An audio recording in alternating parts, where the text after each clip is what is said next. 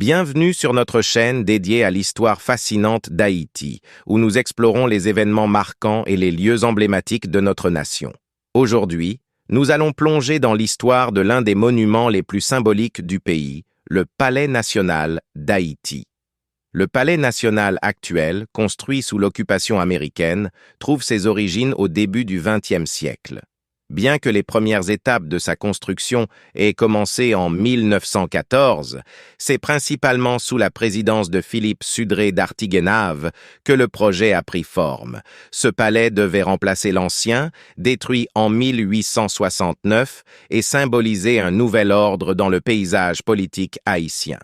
Conçu par l'architecte haïtien Georges Bossan, le Palais national était un exemple impressionnant de l'architecture néoclassique, inspirée des bâtiments européens de l'époque.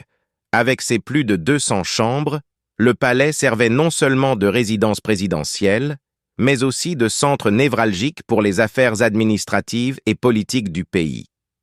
Il abritait des salles de réception grandioses, des bureaux et les appartements privés du président.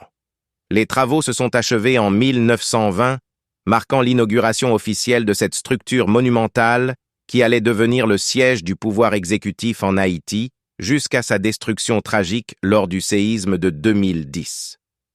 Sur notre chaîne, vous découvrirez des détails historiques fascinants sur cette construction, les personnages clés derrière sa réalisation et l'impact durable du Palais national sur la politique et la culture haïtienne.